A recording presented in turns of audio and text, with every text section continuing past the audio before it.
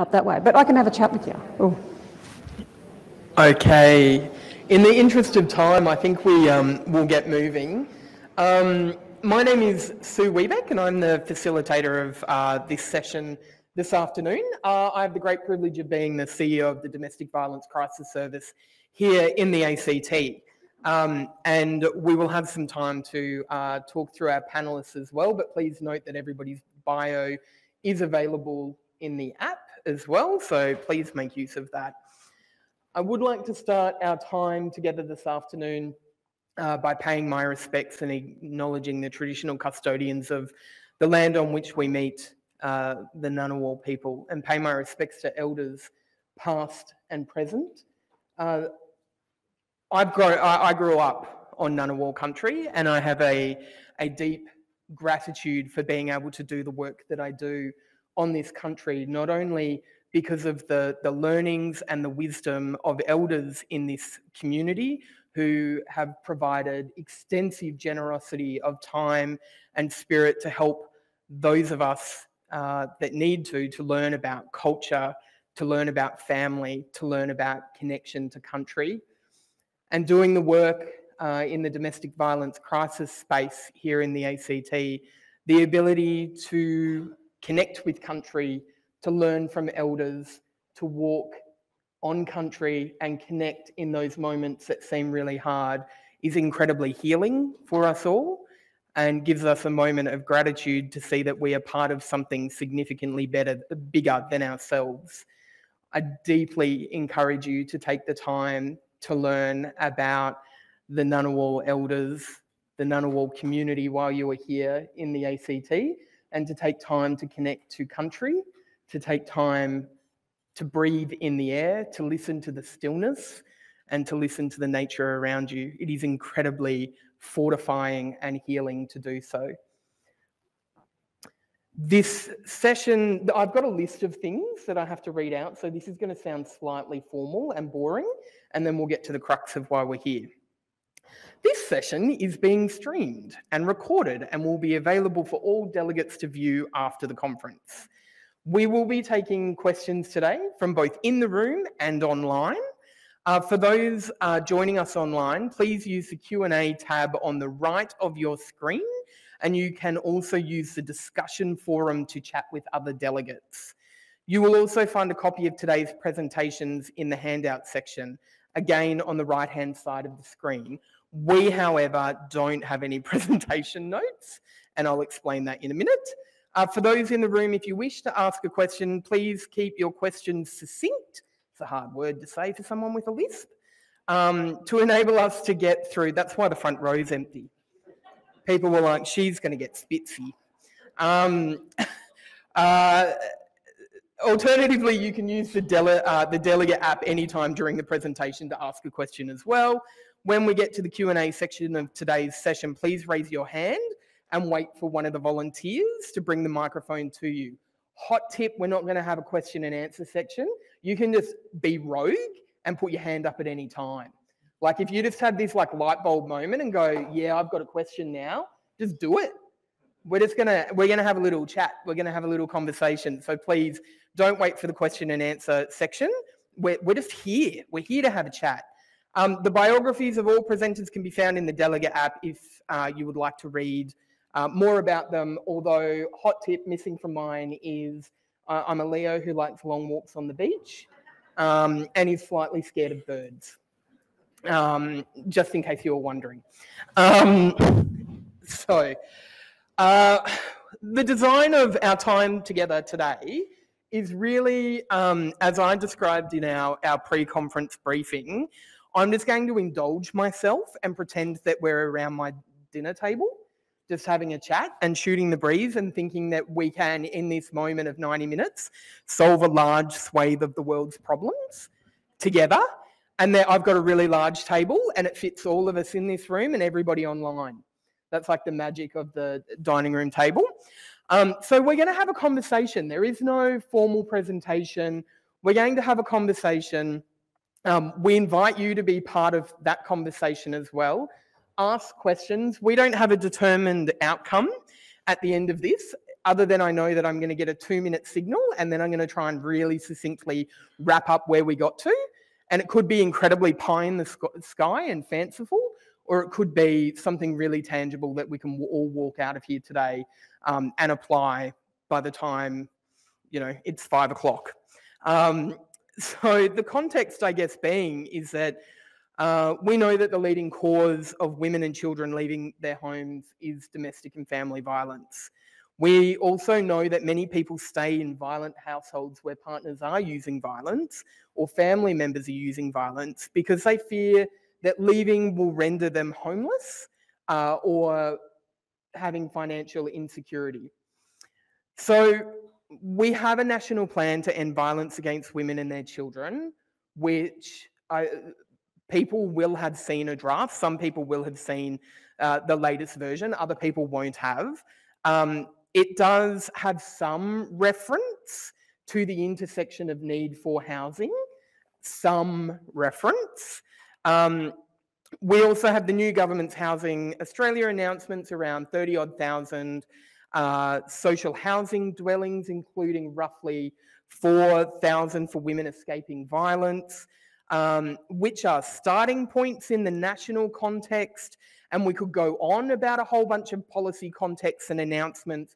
We could give you every statistic that we can find from every research paper for the last 5 to 10 years, which we know sometimes are conflicting, sometimes are aligned, but we know it. Or if we don't, you can absolutely easily get some hot pointers from people in the room as to where to be looking for those research articles.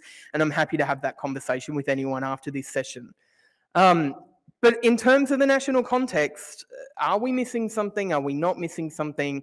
How are we going? What are we seeing on the ground? We know that national policy and national platform announcements are great, but how do they actually impact the people who are calling services, who are needing support, who are needing those interventions? How are we responding to that, and what do we need to actually comprehensively respond? See how we're going to get to a solution at the end of 90 minutes because the problem's super small. So I'm joined today by Karen, Simone. We've made it really easy today. So Karen Parker, Simone Parsons, Karen Levin, Leah Dwyer, to ask the question, is it piecemeal or is it progress? So that's where we're going to start. And I think we're going to start with you, Simone. I know, right? I'm just spicing things up. That's what happens at the dinner table. You just start picking on people. Piecemeal or progress?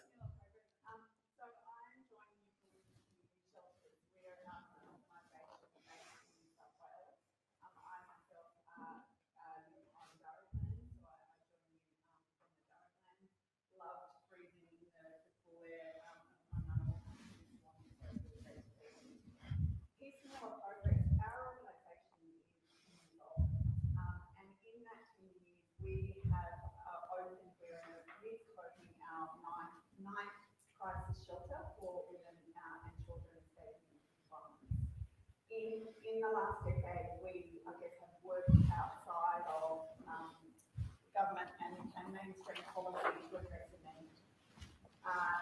So my reflections would be piecemeal, but we are making progress. The New South Wales government has announced a major investment into core and cluster, which is a big investment in funds to provide dignity and safe accommodation for women and children through an additional 75 shelters across the state.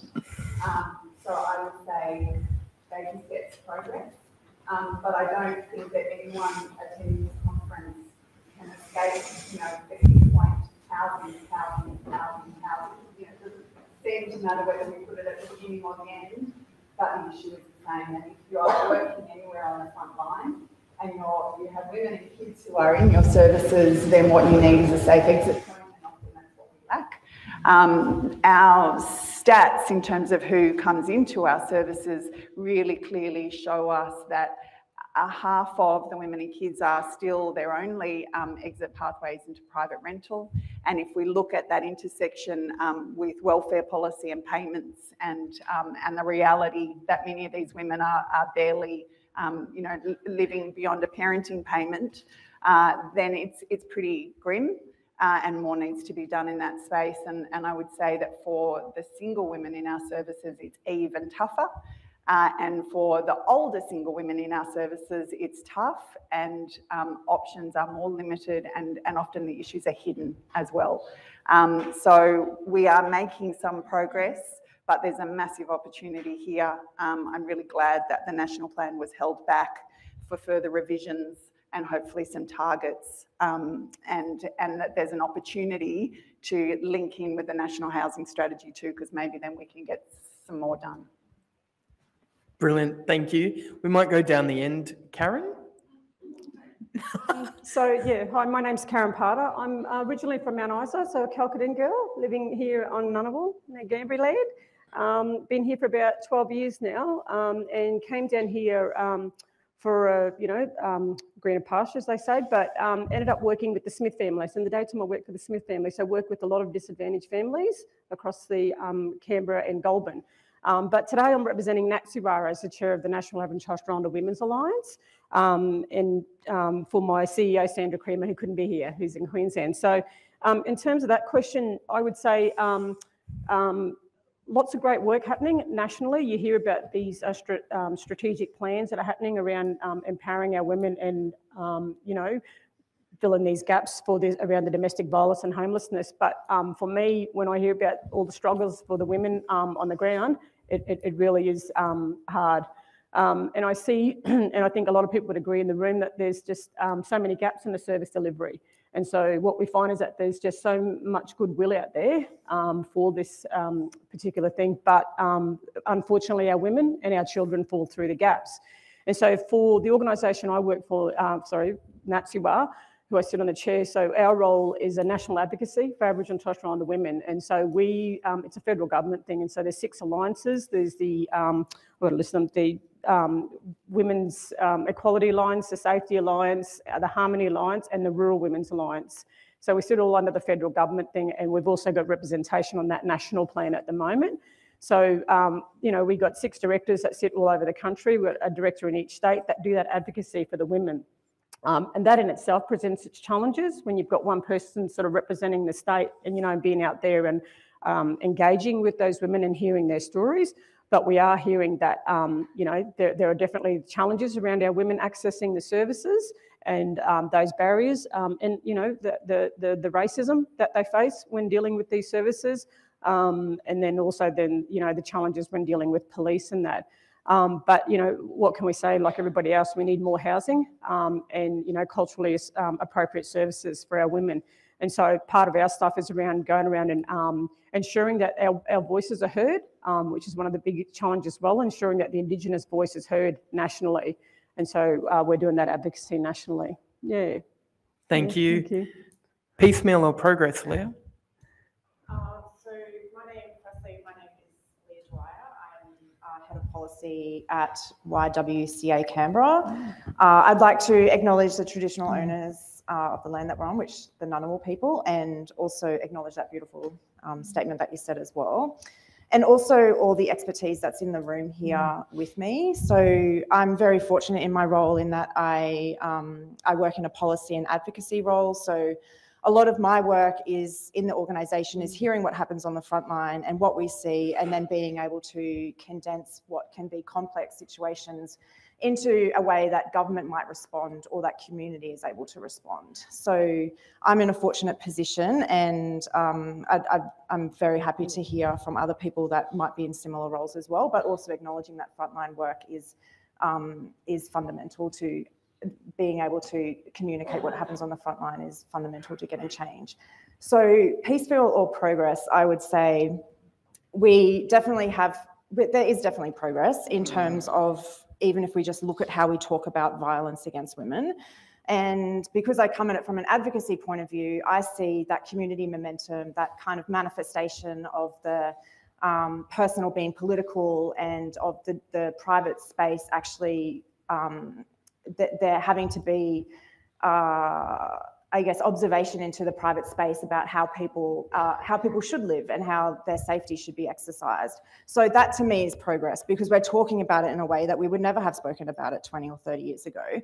And that's always part of actually getting good change in the community. And then from a reform point of view, I would say that there is progress in terms of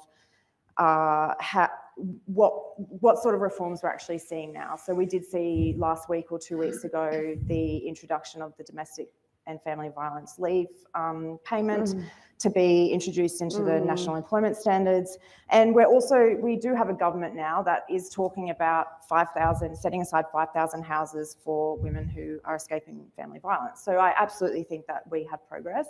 But what we also see, there's always a but, what we also see is that so much of what happens is about tinkering, and we tinker and we have multiple systems of housing. We have social housing, public housing, we have a private rental system, we have transitional housing, we have all these systems, and we have like 3 levels of government, and we end up tinkering. And then and what we see is that we have more women coming to us because we're talking about family violence.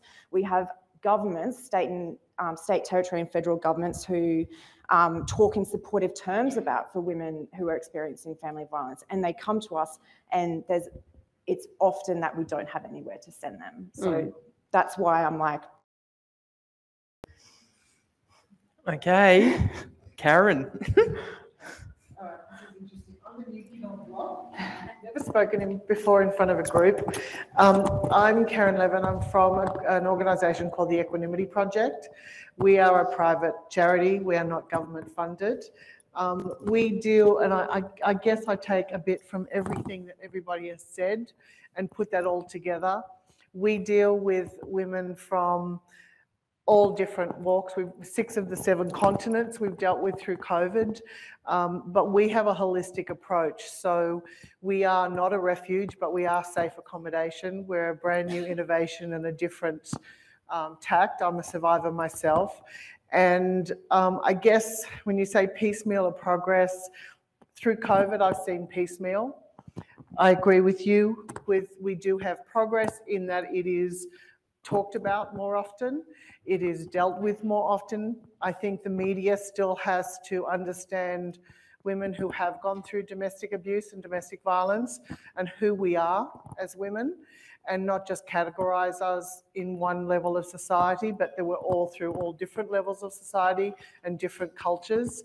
I do think that we have quite a ways to go to bring a proper equality and equity into the workplace, into society. We come as a community initiative. We're about collective impact. So through COVID and the lockdown, we were about to launch when COVID hit. So that was a real kick in the teeth for us, but we still kept working. We were doing things in Victoria and New South Wales, all through New South Wales. We've trained over 50 advocates in domestic abuse awareness, so that they now can go out into their communities and reconcile and understand what goes on in their communities. We're about to do another group at Crookwell, out past Goulburn. And so for all of that, I think there's progress, but I do think we still need to come together as organisations, especially those that are not government funded and don't tick all the boxes, because we're very holistic. We do career skilling, we do job finding, we do therapy work, we do trauma-informed work. So there's a lot of things on top of just accommodation that we prepare and we offer. And I think that's what makes us very different. We have a very holistic approach. Okay, so I'm going to go out on a limb and say that we are progressing, but we're piecemeal, which is a slightly dissatisfying resolution to that. There is a conversation in there that I'd like to go down the rabbit hole with. I heard across everybody, Simone, you said something around working outside government and policy at times to meet outcomes. Karen, you mentioned that there's seeing strategic plans and steps in strategic plan and government frameworks but there are still struggles on the ground. Leah, you spoke about the same. You know, we have these announcements, we have this social discourse, but often when people come knocking, there's still nowhere to send them. And Karen, you're talking about plugging some of those gaps at some of those intersections.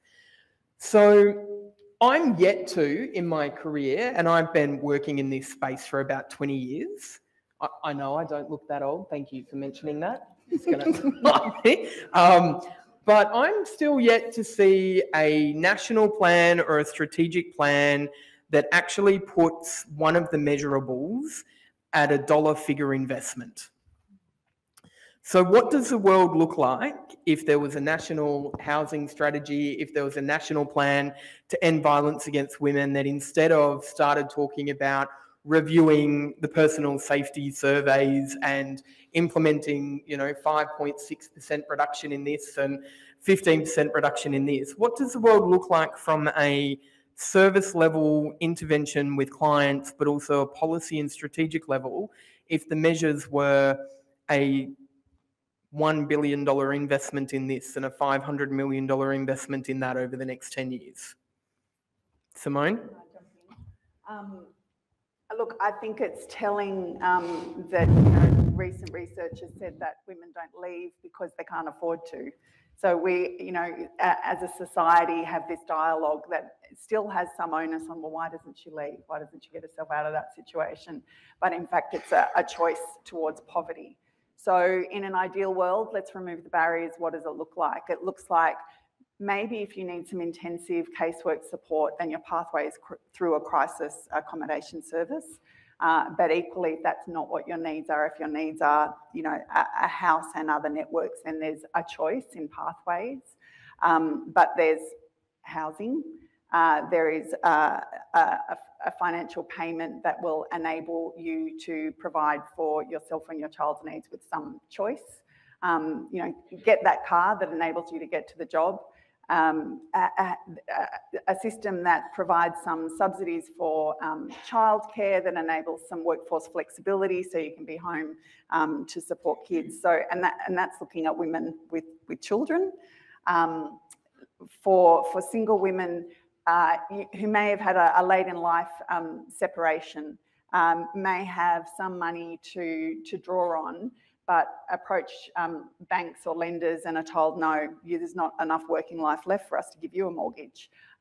There would be other ways of addressing that issue because that just makes no sense to anyone. I'm also incredibly aware that there's a certain level of need that we see most consistently, but there is a deeper level of experience for First Nations women, for women with disability, for the women who come from other countries who are on temporary visas and have even fewer rights. And if we're talking about really addressing the issues for all of those groups, for the multi-levels of disadvantage, then I think it's more than $1 billion. Yeah. And you're talking about education as well. I mean, many of the women that have come to us are on visa issues, or and I could say, for example, a woman from Saudi who hasn't worked for 7 years because she was married and understood that was the way she had to leave, and we've just got her first job. She moved into her first apartment, into long term now. But the other day she called me very anxious because she had gotten her pay slip, didn't know how to read it properly, and it is about education. And so she was stressing, thinking that there wasn't enough to pay the rent and everything else, but she was reading it the wrong way. A lot of it is education. We have a financial plan coming in, teaching these women how to budget, how to do the things that they've never been given the right to do or never had access to do, or even if they are married and have kids, maybe they just didn't do. And so a lot of it is education as well, and training. The same with technology training. We hold technology really high on our cards, and it is one of the first things that we assess. Do you know technology? Are you safe? Do you have trackers? All of this, so that woman not only is moved, but she feels like she's not being stalked, she's not being followed. She does have a bit of space and time to make the decisions she needs to make. And all that takes dollars. All that takes time, which equates to dollars too. So education, moving someone safe and giving them the education so that they have the power within themselves to move forward, that's really crucial. Well, I think also understanding the investment that takes, because we're making the person who's experienced violence and survived that violence responsible for a whole series of things that actually we can unpack if we had a better system around perpetrator accountability as well. So we are asking women more often than not to actually respond to a set of circumstances that have been applied to them without any accountability put on the person who's used violence, which is also problematic, particularly from a housing and financial security point of view, because often housing is maintained for the perpetrator of violence. Their life continues as it did before, yet we have somebody who's thrown into complete systemic turmoil of navigating the systems and intersections of what happens when you're displaced from your living environment or your financial security as well. I'm really interested in a conversation around where we see government policy and reform currently working for particularly, because when we talk about women and children, we have this notion, and we often have this notion of, a mum and her children are the absolute epitome of somebody escaping domestic and family violence. But we forget that often that woman or one of her children may have a disability. We forget that they may be Aboriginal or Torres Strait Islander, that they may be English, may not be their first language. They may be on a temporary visa or a partner visa or a bridging visa. They may also be trans or gender diverse. And they may be any of those things intersecting with each other as well. They may also be male as well. And we forget about this kind of collaboration of what actually the diversity of human lived experience is. And we talk about this narrative, and the National Plan to End Violence Against Women and Their Children is a prime example, because it is LGBTIQA plus inclusive, apparently, just not in the title. So what are we seeing in a policy front? What are we seeing in terms of hope, piecemeal or progress in that particular space around actually addressing people as individuals rather than just this systemic idea of one cohort? So I might just start by talking about the national plan to some extent. So because I think that the role for national strategies to deliver outcomes, it can't be untethered from measurable outcomes, in my view. And the draft national plan, which has come out, which I imagine many people here have looked at, it does include references to housing, which is a step forward from what it was previously. So we are having progress, but there's no measurable target in terms of that. And what you were saying previously, Sue, about perpetrator accountability and the survivor uplifting their life to move on from violence, the fact that we don't have any targets around housing means that we can't capture even things that maybe we don't even think about right now in terms of a number, like how many women or how many survivors of violence are actually able to stay in their house after their experience with violence.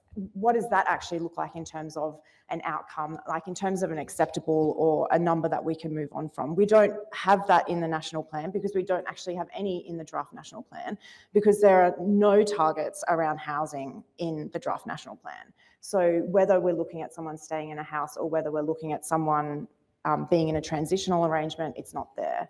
I think from that, just wanting to pick up on the one other thing that you referenced there about the people who leave violence and the kind of the status, I guess, that you might have been talking about them as such, that this is how we get into the good victim, bad victim, I guess, mentality. And this is how we end up with a system where we punish women for making a choice. Like if you are someone who is living with violence right now, and because we are having these conversations more readily, people might be being told, why don't you just leave, or why can't you leave, or have you thought about leaving, here's what you can do. But then when they leave, they end up in a welfare system that punishes them for leaving, essentially. They end up on a parenting payment that is like nothing short of criminal, really. And if they have children or if they're on their own, they live in poverty. And a lot of them are still working and they're still in poverty, and they have to make choices about what they put on the table, even though they're working, because whatever support they get from government, from the welfare net, isn't sufficient to maintain a life where they have choice and they have agency after they leave violence. So it's almost like, it's just a catch-22 for women. You stay, you leave, you can end up in a dire situation still. So I don't know if that covers your question about policy, but personally, like, I'll just put it out there, I don't think that we can talk about the national plan, the new draft national plan, and I don't think we can talk about a national housing plan without talking about welfare reform. Yes. Yeah. Perfect. Thanks, Sue. The perception that we have, I guess, is that we take a community approach. So we kind of put the politics and put government over there when we started dealing with our organisation, because to us it's about community awareness, it's about community education, it's about you know, society supporting each other. So for us it was about community coming together, realising what needed to happen. Our whole premise is about community and community impact.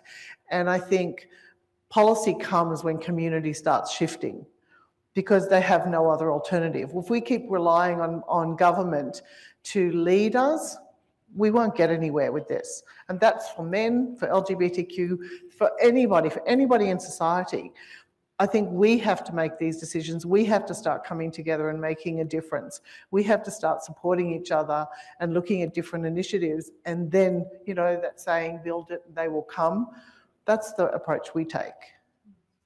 Because I think the governments they're doing a catch-up all the time. And so are the major organisations, to be realistic. Karen was ready to jump in. Yeah, no. Yeah. I think you're right, but in a lot of ways that it is the government's responsibility. And when it's a national issue like this, there is an element where, you know, they are responsible. I think that gap is, like, we can see lots of great plans happening right now around that national plan, and NATSIWA are currently a part of that national plan, which is really important about having that voice around representing our women and those, you know, other diverse groups as well. But I think that gap is from there to where it gets to the service delivery. And it's so sad because you see it everywhere. You go to any town, any place, and you'll have all services sitting around.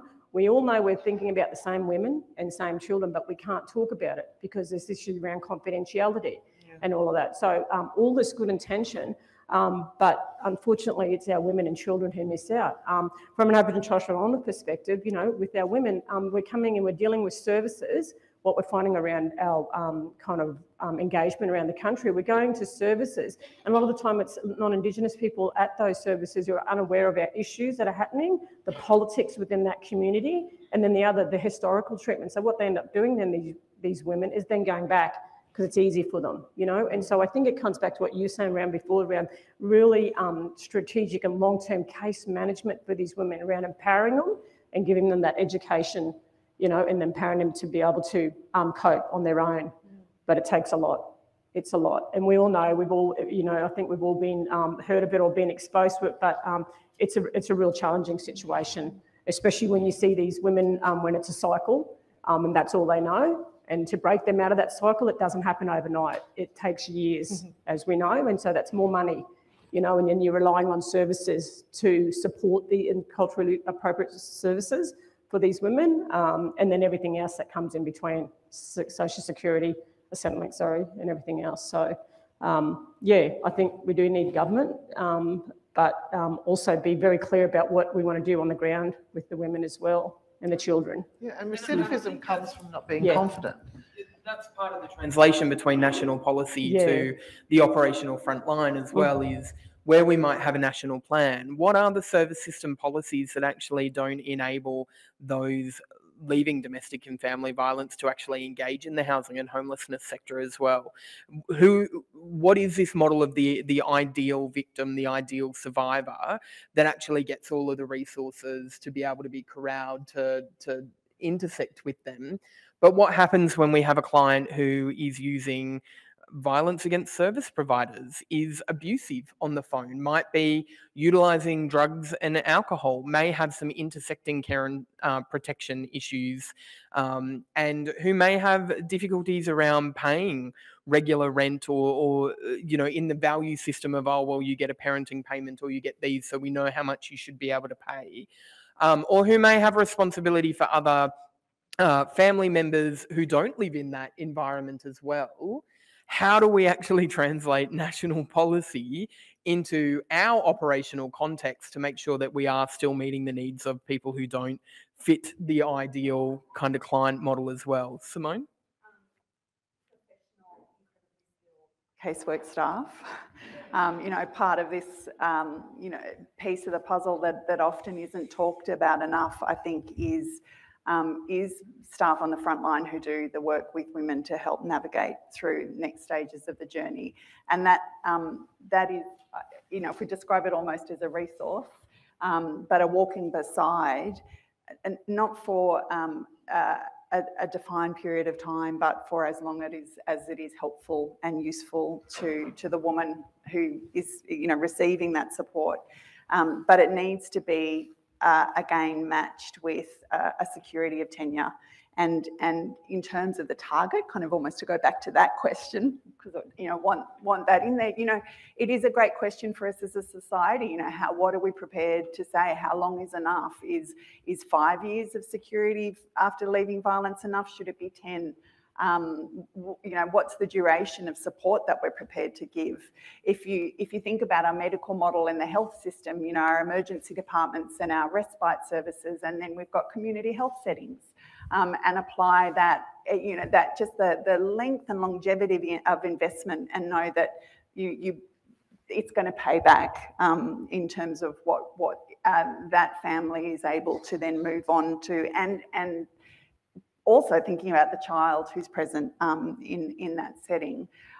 One of the things I often think about is one of the statistics we are asked to collect is what the primary presenting issue is for a woman as they come to our services. And about 65% of women present because of escaping domestic family violence and abuse. Then if you look at what the second most common presenting issue is, domestic violence is then present around 80% of clients who present. So there's a group of women who have come to the service because they've identified it's a financial issue or a housing issue, but they have a lived experience at some point of violence and trauma and abuse. And that is still having an impact on the choices and their life direction. So a security of tenancy that's not just based on a rental subsidy, that understands that the value of connecting to community offers some therapeutic value and builds resilience. So having that be in place, it'd be great to see some targets around that, that duration of tenancy, but also that there's a commitment to a duration of support that matches need. Yeah, absolutely. And yeah, yep. And I think just being really clear that it's about choice of tenancy as well. Yes. There's no point entering people into a system that punishes them by relocating them from their social and emotional support systems as well. While we get a microphone just down here, I'm going to go to a question from online, which is, there's some interest in the panel's thoughts on accommodation programs for those who use violence and may enable victim survivors to remain safely in their homes and shift responsibility to users of violence. I have 6.3 billion things to say about this, but does anybody else have anything? 6.4, go, get in there. I don't agree with I have, only because of my own experience. Had I stayed, I'd be dead today. So and I know other women who are in similar circumstance with me, I think that is, although it sounds great that you should be able to stay in your home, there are so many factors that have to be taken into account, and that's where you have to hold the perpetrator really accountable. And unfortunately, the system doesn't do that all the time. It won't separate the perpetrator or protect you from the perpetrator so that you can be safe in your home. And so I'm really on the fence about that stay at home. So at the Domestic Violence Crisis Service here in the ACT, we run a men's behaviour change program that has a accommodation component to it. Men's behaviour change programs, for anybody who's got interest in that, work for some of the men some of the time when they actually want to meaningfully engage. They're built on accountability. You can't create accountability when it's court ordered. That's right. It's like sending someone to go sit in the corner and then just giving them their ticket out to the world, like because they sat in the corner for the 2 minutes that they were told to. So I'm very clear, some of the men, some of the time. We have a very clear intake and very intensive intake process to ensure that men are engaging for the right reason and that they have every opportunity to actually embrace that level of accountability and engage and be productive in that environment. We have a residential component, which again is for some of the men, from the some of the men, some of the time. It's a smaller percentage, some of the men who, for accommodation, would actually increase the safety of women and children of whom they've been using violence against. Now, again, we run partner support in conjunction with this program, so women and children are centred in the safety of the program at all times. For some men, the articulation is, so for some women, they say, I want to stay in the home. This is where we feel connected and engaged. It's close to the school. We really want to stay here. And for some of the men, they go, I don't think I can live in the same house, but I don't have any options. Then we can provide them with an option that not only provides them distance, but also provides them the opportunity to have an accountable conversation about their financial contribution to their home that they've left versus a financial contribution to where they are when they're staying with us, which is you have to be accountable for the systems that you've set up over here that make these people dependent on your financial investment in their life. But you have to be accountable to us around investing in your own behaviour change. And if you need to be accommodated separately, then you have to contribute in some way. And that might be $50 a week or $20 a week, which doesn't go very far, but it's a lesson about accountability. And what that does do for a number of women attached to our program is enable them to stay in the home and not feel like they're being punished for somebody else's use of violence. But to be very clear, some of the people, some of the time. There's no easy one-size-fits-all, and there is significant safety planning and significant safety assessments that go into the eligibility for all of the facets of those programs. So where it is safe to do so, absolutely women should be supported to stay in the home, and perpetrators should be held accountable, which at times means relocating them. And also, in the housing sector here in the ACT, and quite possibly nationally, it's way easier to house a single man than it is a woman or somebody experiencing domestic and family violence and experiencing trauma in some way in that context as well. I've got a question over here.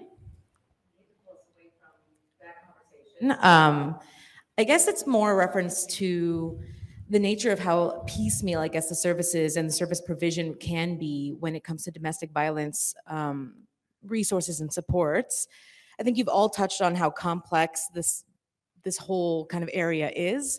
We have intersectionality to deal with. We have accompanied women, unaccompanied women. We have those identifying as women, those in just so many different complicated situations. I find one of the things that I think is really difficult as a service provider is funding is very specific, especially government funding.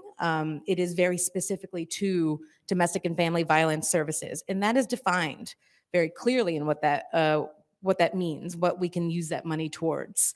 And I guess I would love some advice from the panel and just hear a little bit more about how can services better, I guess, utilize those funds, present their services to kind of, I guess, better take advantage of that? Because I think it's rare that we have just one hub that can actually address all of those complex issues. More than likely, we have a variety of different organizations who maybe don't specialize in domestic and family violence, but we most certainly address it because it comes up in almost all of our populations.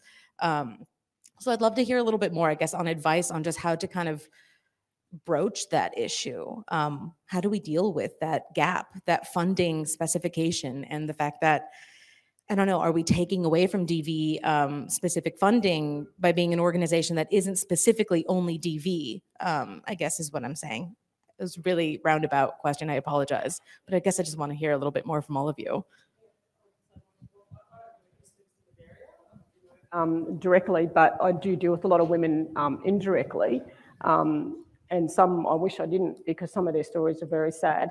But I know from a service delivery area, from experience and working here in the ACT, and I'm not from the ACT, so I don't make out that I know everything because I'm a Queenslander, I'm from Queensland. But what I've noticed is that when you get people working in the sector, you can be very tunnel vision. And some people that work in these, work in some services, particularly in this context,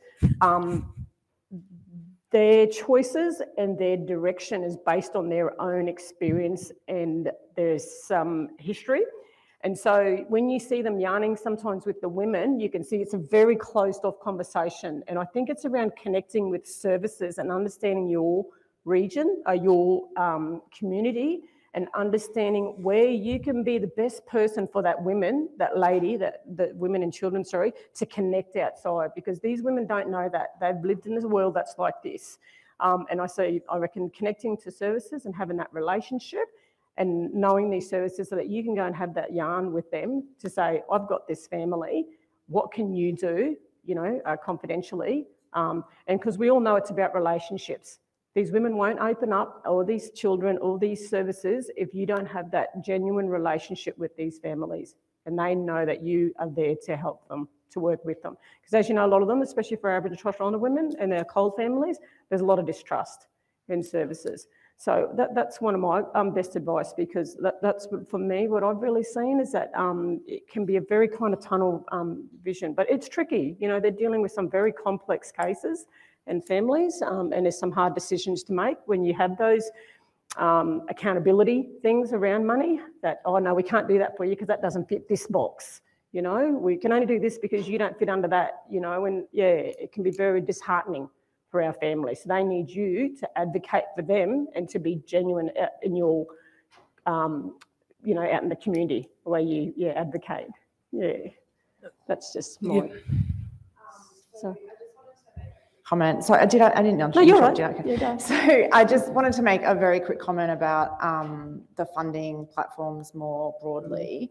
And this is something that we see in the ACT, and maybe it's relevant elsewhere. But I guess firstly, there's almost never going to be enough money to do the work that we do, and to see more and more women coming forward, or more and more survivors of violence coming forward, and the complexity of need advancing, and that government funding not necessarily keeping pace with that, whether their data's out of date or whatever, but it doesn't always keep pace with it.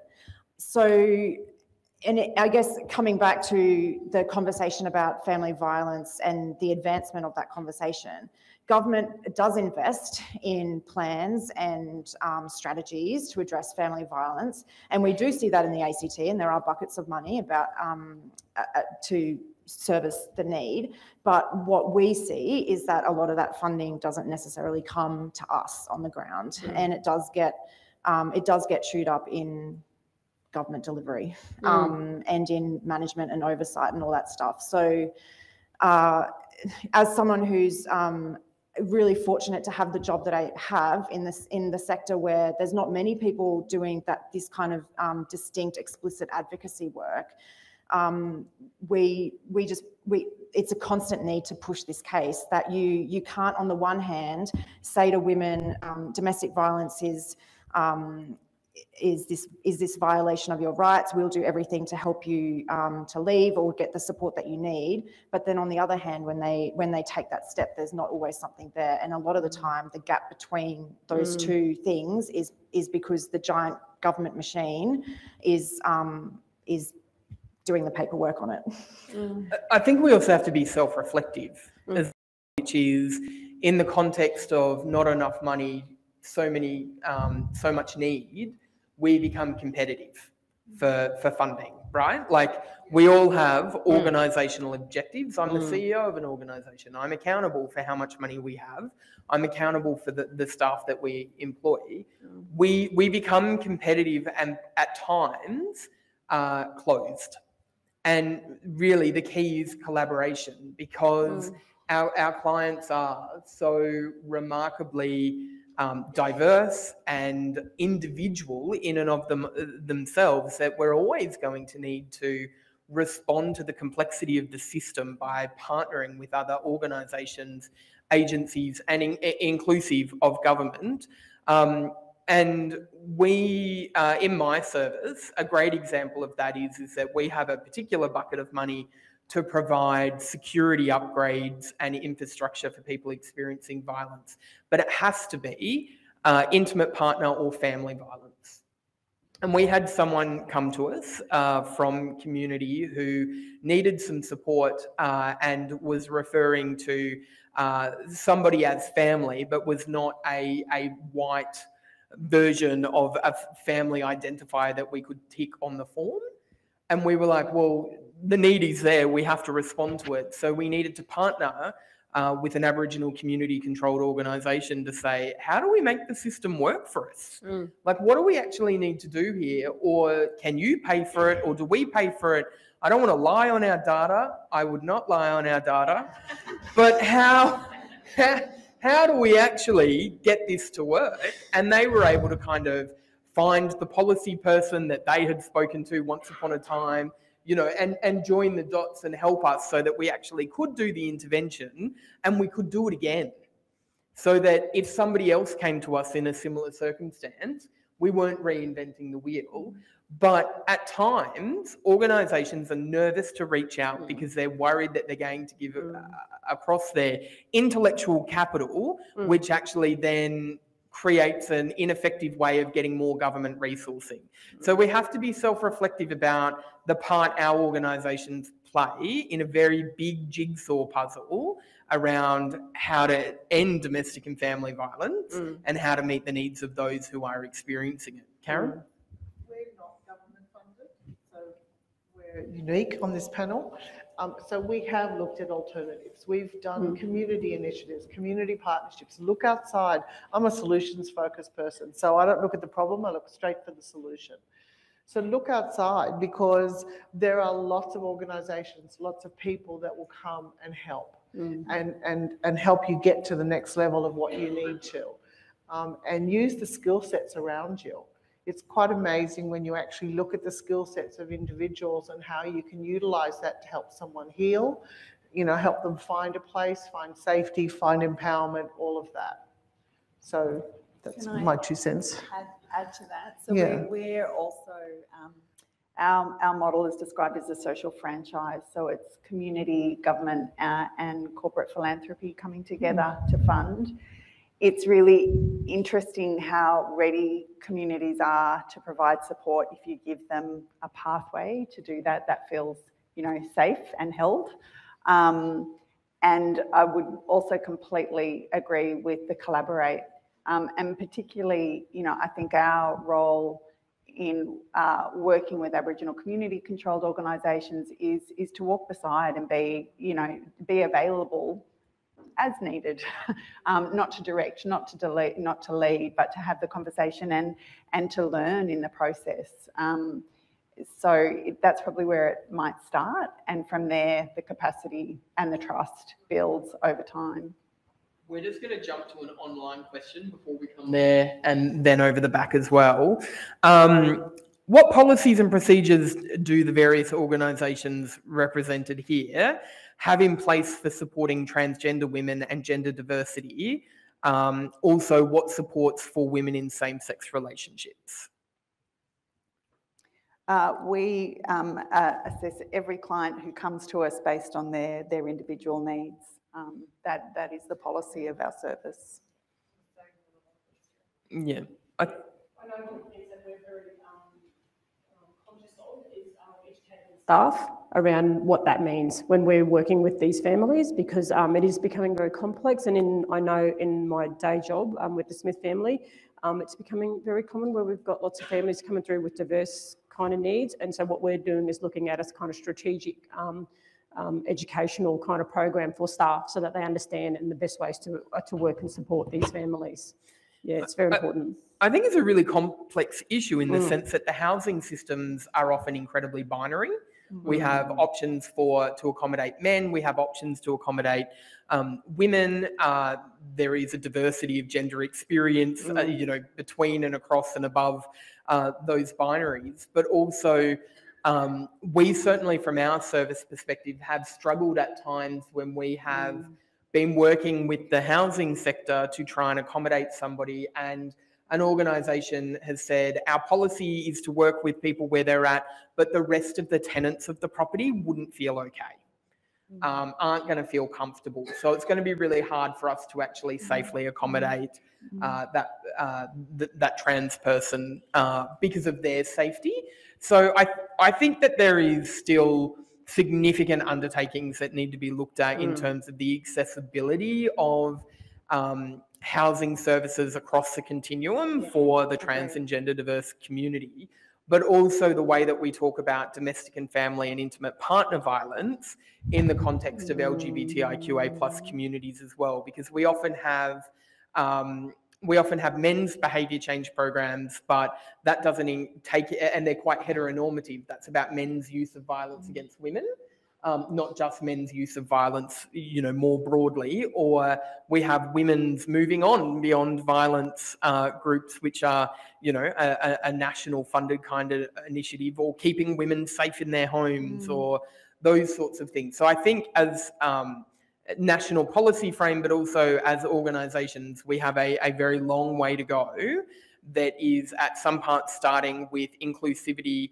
and understanding training for frontline service delivery staff, but also deeply reviewing and reflecting our policies and how they apply to the work that we actually do and the advocacy we do with government.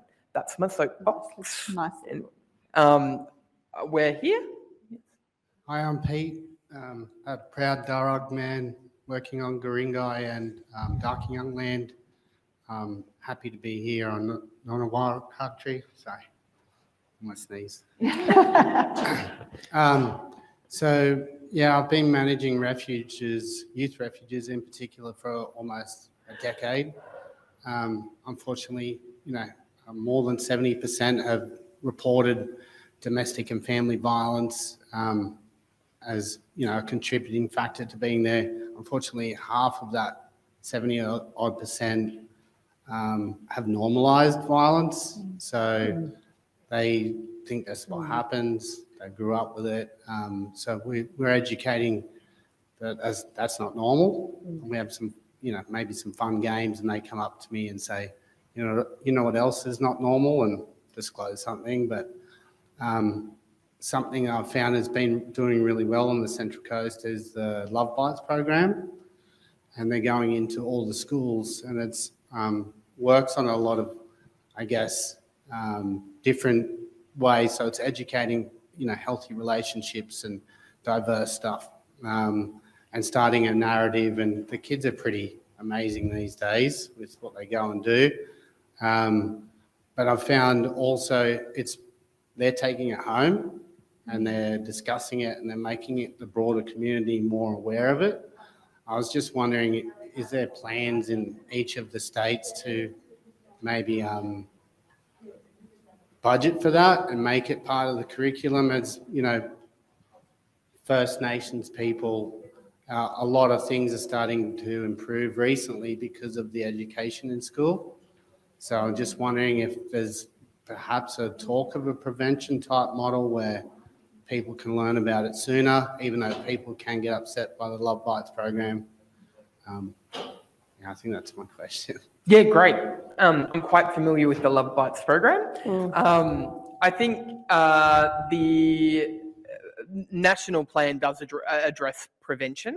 I think there is a very big shift in the last, I would say, 5 years around the understanding and narrative attached to prevention, and that we do know that it is actually better socioeconomically, but also better for individuals and for their health, safety, and well-being is a really clear benchmark to prevent violence before it actually occurs. I think there is a nuanced conversation which is about not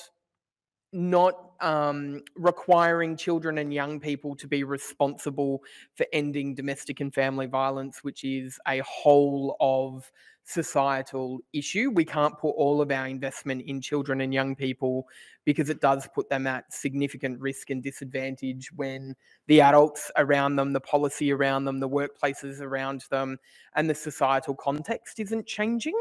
But certainly there are a range of primary prevention programs and initiatives in the domestic and family violence and intimate partner violence space, which are getting more airtime now. Does anyone want to talk about the intersection with, yep?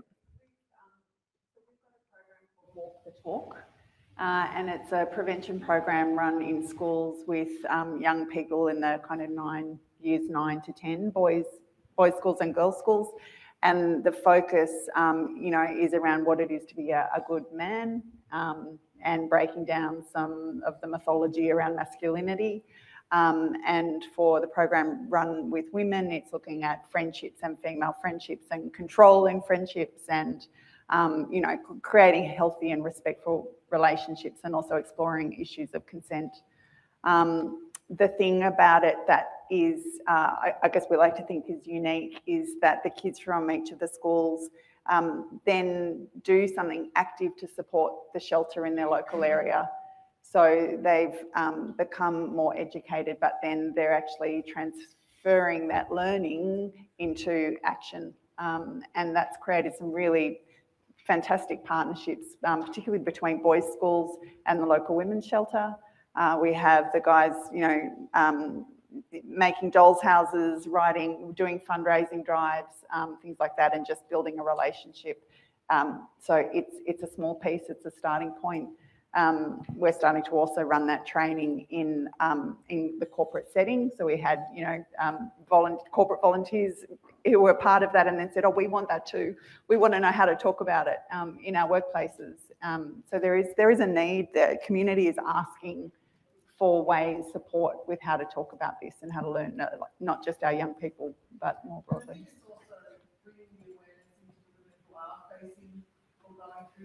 Abuse as well, is letting them understand. We say to all of them that have children, it's not just about you, it's about that child. So the focus shifts straight to the child, and when they look at the child, they look at the child differently. And then they start to understand everything I'm doing, this child is going to carry forward. And I think that awareness is really important. I think there's a really key response to that, though, which is the interventions around prevention are piecemeal. Yep. Yes. There's no kind of national benchmark. It really is left to states and territories. And while some of those developmental, I guess, educative milestones are embedded within the curriculum, it's often left to the last PE teacher standing who wasn't in the room when they were divvying up the lessons that nobody really wants to deliver. There is such an inequity around what our children and young people are getting access to. And there is some, interesting data about high investment in local school communities. But actually, what does that do when they shift to the next milestone in school, when they're mixed with a representative population from another school who didn't get that high investment? So there's more, there needs to be a more cohesive approach in how we do that, because we are actually creating a significant disadvantage divide by where we put our investment in prevention and where we don't. So if I can just jump in really quickly. with regards to how the program might operate in schools. We don't necessarily have a comprehensive program in the ACT, which is where I'm from, and yes, it's been introduced into the national curriculum, but we know that the step for the curriculum is step 1, and the rest of it is where all the work is.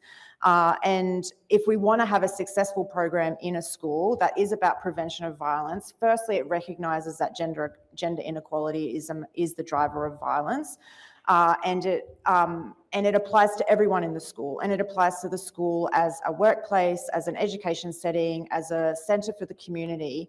So it's not just teachers educating children about how to be a good friend or how to be a good partner or what makes a good relationship. It's also about how teachers are to each other, how teachers are to the students, how teachers are to parents, and you can't have in theory, you can't possibly have a school program that is about respectful relationships and sexuality education that is grounded on gender inequality as the primary driver of violence, and, for example, have school policies where girls can only wear a dress or a skirt, or boys and girls have to do separate sex education classes, for example. So if you're appraising one or you've been exposed to one through your children or your workplace, those are the sorts of, I guess, big picture policy questions that you might want to ask about what it looks like on the ground, as well as what the content is, but how it's actually delivered. And understanding that school systems are built on compliance, which in and of itself is a whole nother 90-minute session of unpacking. We're up the back.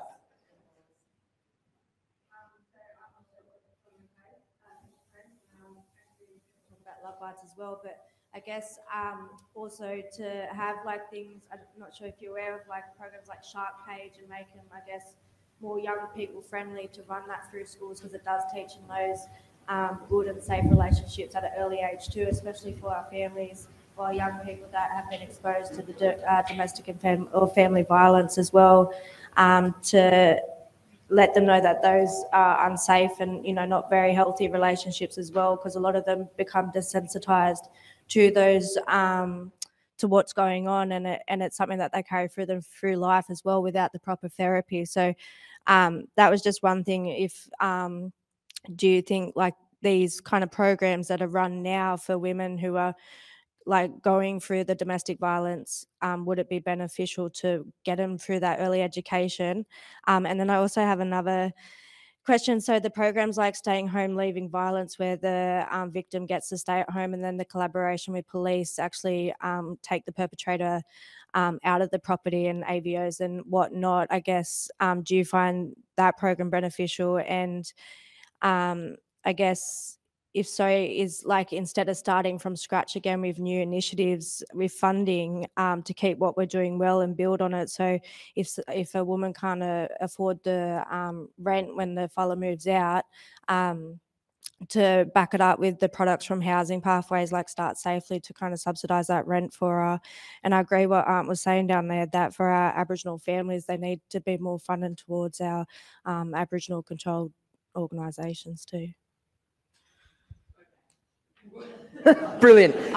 Keep the microphone in case we get off track. You might have to, It's all right. So the first part of that in regards to sort of the Love Bites program and other programs being implemented in schools and whether they're, I think the gist of the response to that is actually that we have to be really clear that those prevention programs, again, exactly what we were saying, they're hit and miss because not everybody gets them. They're not sustainable because they're not sustainably funded and implemented equitably across the school systems. But many of them do not take into account that it's not prevention, it's actually re-education around the context of what has been happening at home not being okay, and as such aren't partnered with the care and therapeutic interventions that a child or a young person may need, accompanying what we think is just a early intervention prevention. So the context of early intervention and prevention education needs to be housed with the understanding that the prevalence of domestic and family violence in our community means that there are so many young people and children in that room that are already experiencing it every day, and in things that you're going to say in that room are going to have moments that go, oh, but that's what we do at home. Or, oh, is that not what everybody is doing? Or I thought it was okay to do that. Or actually, I'm deeply worried about what's happening in my family. I'm deeply worried about what I'm doing, let alone what's happening to me. So there is a real honest conversation that has to be had around prevention initiatives being resourced appropriately to respond to the needs of people who it's not prevention, it's re-education and support to building healthy and respectful relationships, but also navigating domestic and family violence when they leave the school gate at 3 o'clock that day. Does that answer that? Yeah, Yep. for sure. And then the next question was around the staying home and perpetrators being relocated in that. I will start before I hand over to everybody else by saying that AVOs or in the ACT, they're family violence orders, so FVOs, are pieces of paper that don't actually do anything until somebody does something to contravene them. And so waiving or handing over a piece of paper to somebody doesn't actually create safety because it's really easy to walk through a piece of paper right back to the front door of the house where you know somebody is as a starting point. And I understand that as well. I guess my thing was to take these programs with more of a collaborative approach. So with the services like the NGO services that can provide the intensive case management, the courses like shark cage, the cameras, the real safety kind of measures to be put in place for that, or is it a program that you find that hasn't worked? Yep. So where is anybody seeing positives or where that can work? We have discrete client groups where it can work, and I'm happy to talk about that. But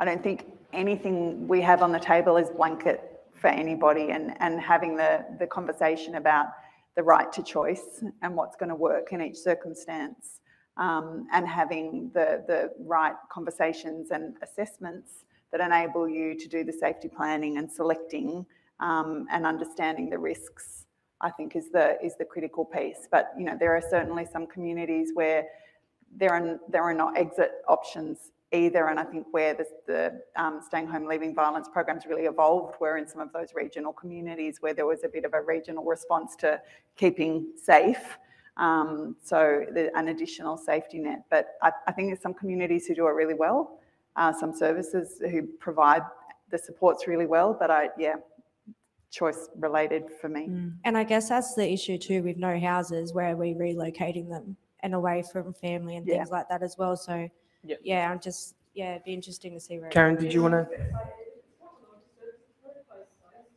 Yeah.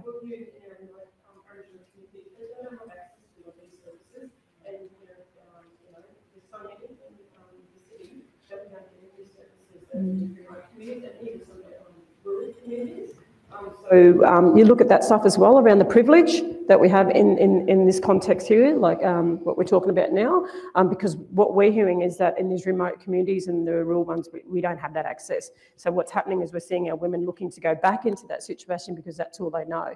So that advocacy for us at a national level is around services in those communities as well, and trying to empower those women to make the right choices. But just checking that stuff around, a reminder around the privilege that we get and access. I think understanding that police intervention is not actually safe for many members of our community as well. Where we see significant, I guess, benefit to having people remain in their home is when there might be intersectional responses from the service system that penalise the person experiencing violence. So where there might be children and engagement from care and protection who are concerned that they're not going to be in a stable living environment or housed appropriately and have a preference that they would be able to stay where they're accommodated. And so sometimes the investment in ensuring that there's a safety approach to somebody being able to stay in their home is absolutely key to kind of withdraw some of the other oversights and regulations that might come into play from other government agencies as well. But there has to be a level of partnership with police, obviously, but there has to be very skilled perpetrator behaviour mapping as well. So there has to be the ability to actually look at the perpetrator's behaviour, the systems of escalation, the systems of violence that are being used, and the systemic corralling of services and collaborators in that to actually ensure that we're not further putting somebody at harm or at risk. So there has to be a real partnership with the survivor of violence as well in order to do that. Karen? She just got a question here, sister. Yeah. Okay. Oh. There you go, Paul. Is it a new question or follow up on this topic? Yeah. Okay. I was just going to go to another one while we wait for the microphone to get to you. But, yeah. Sorry. Oh no, I was going to go to another question before. Just wanting to ask, I think it might be Karen, my apologies, and Simone, you guys run non-government funded, you Karen, yes, sorry. You run a non-government funded service. You're not government funded, right? Do you have criteria though with eligibility of the women that you can assist and support? Because I work in the, no? Okay, so you guys can assist, example, New Zealand citizens on non-protected visas? Yes. And other women who are escaping domestic or family violence. Okay, excellent. Yeah, no. Yeah. That's where we get a lot of inquiries coming through where they don't have the normal routes and methods available to them, and so we get inquiries from that. So we've done 6 of 7 continents around the world. No, that's really great. Through COVID, like it's just In New South Wales, shelters can't turn away women because they can't pay, and what typically you pay is a contribution, based on your income. That the issue is that the exit points are really tough. So we have had some women who've been in shelter with kids for 12 months. And I would say that is not an ideal situation to be living in a crisis environment when other families are coming and going and you're staying because there's not an exit pathway. But while if that family is doing everything else, kids are engaging with school if they can access school, mum is trying to resolve the immigration issues, then it's also not acceptable to exit them from that accommodation because there's nowhere else to go. Where we have had good outcomes, it's been because we've been able to provide other housing solutions, and typically we'll work with that family for up to 2 years. But we're rarely drawing on government support for that. We're drawing on philanthropy, foundations who are starting to really care about that particular group. And in 2 years, you have a permanent resident with kids who've been in school for the last 2 years, and mum has skills, and it's worth it. But it's hard, and yes, it's probably a privileged few compared to the need. Thank you. We are rapidly running out of time. We're going to breach our dinner party curfew. So we're going to go here and then here, and that'll be all the time we've got for questions in the room. Sorry. Okay, thank you. Hi everyone, my name's Gail Gray. I'm a Gumbaynggirr Wiradjuri woman. I live on Dara country in Western Sydney. I work with women in the criminal justice system who I never hear anything about. They're very overlooked. I work with women who are impacted by the justice system and have some involvement with the justice system and impacted by family and domestic violence. I guess we're pretty lucky because we are co-located at a women's health centre. So we have programs there like, staying home, leaving violence, and our women are able to access that. But we see, on a regular basis, a clear pathway from victimisation to criminalisation. Women, protecting themselves and defending themselves, and then they're getting arrested and AVOs put out on them, and then they can't go back to their properties where the perpetrator is with the children. So we're seeing a lot of that, but it is really helpful that we're located at a Penrith Women's Health Centre. We also engage with members of the community, because I grew up in the city of Sydney, in the eastern suburbs of Woolloomooloo, and I'm now working in Western Sydney on Dudda country, which I know nothing about. I don't even really know people. I'm just building my network as a First Nations woman. So it's really important for me to engage in the community to try and, because we also, this spills over to lateral violence as well. So we have women who are experiencing lateral violence as a result of reporting the perpetrator, who's a family member of so and so and so and so. So it kind of goes over the layers, but like what you said, you've kind of got to look at the structure and really be resourceful in, I guess trying to get a safety sort of action plan happening. But yeah, I really wanted to mention the women in the criminal justice system are really overlooked quite a lot. I just wanted to give them a mention. So thank you. Thanks, ladies. No, sorry, do you know about QWOOP? Sorry? Do you know about QWOOP, keeping women out of prison? Yes, I do. Yes. Or they're just about yes, to be the coalition. incorporated? Yeah, well, I'm on the National Council of Women. I'm on the executive. Wonderful. So we're involved with QWOOP with that. Yeah. Yeah, it's a really that's wonderful. good national. And I Yeah.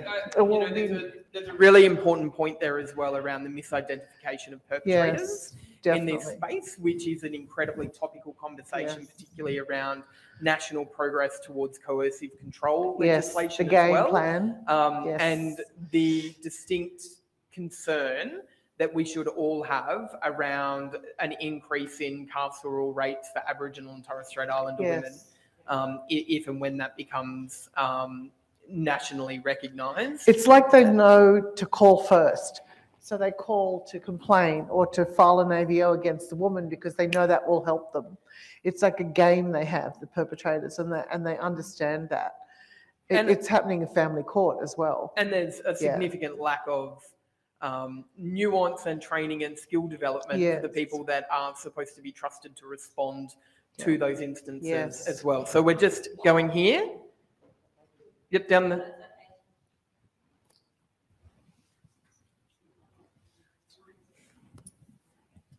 Good afternoon. My name is Paula Coggill. I'm the acting CEO for Casino Balangal Local Aboriginal Land Council in Bundjalung Country, Wallable people. And I'm really pleased to be here on what I call Wadding Country, which is coal country of the Ngunnawal people. And I certainly have been trying to cope with the cold weather. But in saying that, I think this is an incredibly hot topic. And but look, as we've just recently did what we call our strategic plan, or community benefit, a community land and business plan with all land councils. We have 128 land councils in the state, and certainly there's one near you, and I just really encourage you to make that connection with your local land council. And forge some really good, meaningful relationships. But one of the things that is being put in our community land and business plan is a real focus on young people, and certainly healing centres. We are born into trauma. We have trauma communities, and so trauma attracts trauma. So we have really young people who are engaging very early in trauma relationships, because that's what we attract. And so we are really have put in our community land and business plan a real focus on young people about having a relationship with themselves and healing themselves before they go. So we're offering leadership programs and restorative and healing-based programs for our young people, because we see that's not an intervention, that's a rite of passage, and a healthy rite of passage for our young people. And we want to give that opportunity for our young people to heal, to be able to heal that by the time they're getting to 18, they're feeling empowered, they're feeling resilient, that they're able to fight the good fight that we have, not with each other, but against systems and against racism and against things that have impacted on us since colonisation. And we come from that colonised premise that we want to break. We want to decolonise our kids so that they are growing up to be, you know, our future leaders and our emerging leaders. So I just want to encourage the panel and certainly anybody, you know, we come from that healing premise and healing base, that certainly ensure that that's part of your planning in terms of how you're approaching and working with Indigenous communities, because we certainly come from that restorative and healing place, because we know that we've got to heal. So in most cases, our approach to each other and how we work in our service delivery is around that healing framework and restorative framework. And it's about that restorative rather than punitive measures. So I just want to encourage that. If you're in Northern Rivers, you know, come and see us, because we certainly would love to partner. We have a JWA with Momentum Collective, so we have the SHS service within our land council, and we work very closely together in terms of, you know, working with our families, but looking at housing and how we can expand on that. But certainly, and you know, it's something that needs to be put in the national plan in terms of working with our young people while they're having still a relationship with themselves, not with anybody else. So thank you.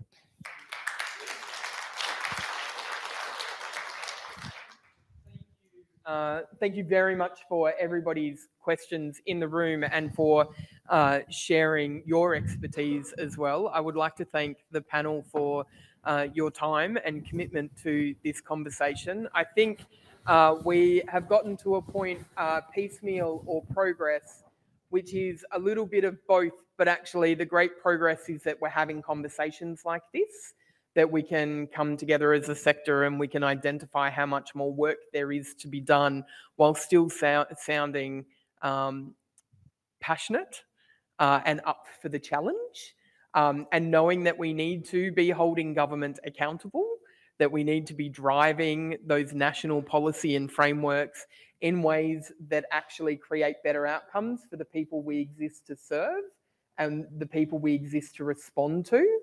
That we have a long way to go, but actually if we connect, if we engage, and if we centre the needs of the people who actually are utilising our services and think about the people who aren't utilising them because they can't access them, then actually we can be really unified in our approach and ensure that we are getting to a place where maybe in 5 or 10 years' time we're sitting here and the word piecemeal actually doesn't come up at all.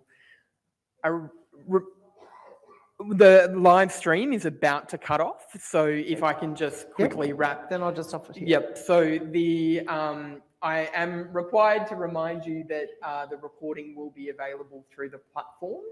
That 3 o'clock the plenary session does start. So for those in the room, you'll need to quickly decamp and get your seat. And for those online, you'll need to do the online things that get you to the plenary as well. Karen? Just very quickly, is anybody in New South Wales, if you have any single women, unfortunately they won't take children at this one, but there is a trauma retreat that happens every few months at Govinda Valley, and they have a few spots available. So if anybody is interested, it's just a 2.5 day for your clients to go and have some mindfulness and some dadiri and some peace and quiet, and just to talk about their issues in a very safe space. So if anybody's interested, I'm speaking at the September one, but they have them every few months. Brilliant. And they're free. Thank you. Okay. Go well, enjoy the rest of your afternoon, and thank you for joining us.